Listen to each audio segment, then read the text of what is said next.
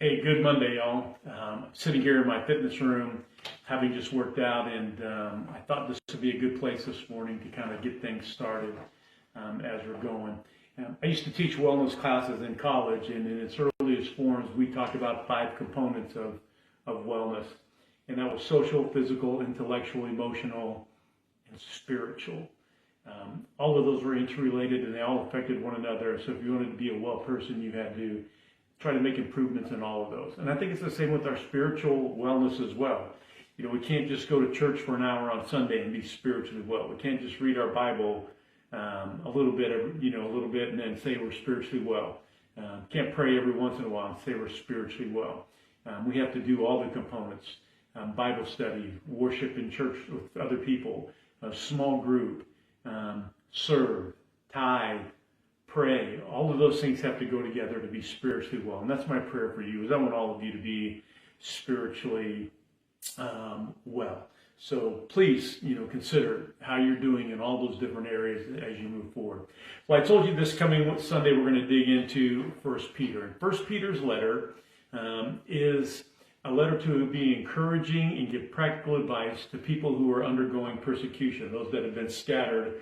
And at this time, the persecution and opposition is being ramped up to those who are following Jesus. And so our world is slowly heading there, ever so slightly. But we know in the end times coming up, it's going to be extremely bad. Well, Peter's message is an encouragement. And in it, he's saying, hey, don't focus on the struggles. Don't focus on the opposition. Focus on Jesus and Jesus alone. Make him the most important part of every decision that you make. And so his encouragement was, in every good situation, focus on Jesus and heaven. Every bad situation, focus on Jesus and heaven. And that's how he decided that we're going to follow this life. Now, Peter, I love Peter because Peter's a lot like us, especially many of us men. He was outspoken. He was brash, a little stubborn, thick-headed. He was courageous, but he was also yet fearful. I mean, you couldn't be a fisherman on the Sea of Galilee and not be courageous. It was a very dangerous job. But once Peter meets Jesus in Luke chapter 5, things begin to change. Now, he had heard of Jesus, I'm sure, but he was too busy fishing to do much about it. You couldn't have lived in that area and not heard about Jesus, or at least seen Jesus somewhere along the way. But he's a very complex person. He's been scolded, he's been chided, he's been praised by Jesus. But it isn't until after the resurrection that Peter is all in.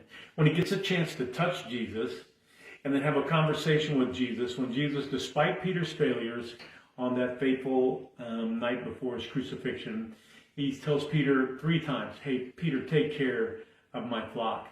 And then the hardest part is he tells Peter that one day, Peter, you're going to die a martyr's death and glorify God. So, hey, why don't you follow me? And it's Peter who accepts the challenge. It is Peter who preaches a radical message of salvation on the day of Pentecost. It is Peter who stands before the Sanhedrin and says, you who murdered Jesus, you who murdered Stephen, he said, there is no other name. He tells them that preaching Jesus, there's no other name to be saved other than Jesus, no other way. It is Peter who accepts the challenge of taking the gospel to the Gentiles. It is Peter who is arrested again and told to quit preaching. It is Peter who goes to Rome and is arrested and sentenced to death. And it's Peter who now glorifies God in his death, just as Jesus told him he would. See, Peter was sentenced to crucifixion, but he requested to be crucified upside down according to tradition because he didn't feel worthy of being crucified in the same manner of Jesus.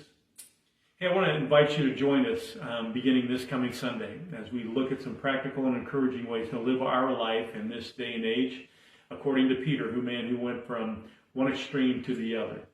Oh, hey, and by the way, I want to tell you that Peter was a good spiritual leader of his home. His wife was crucified right next to him, tradition says. And as they're dying on the cross, Peter says, don't worry, honey, it'll all be over soon. And we will be in heaven with Jesus. Can you say that with great confidence? I hope so. Come join us this Sunday at 10:30.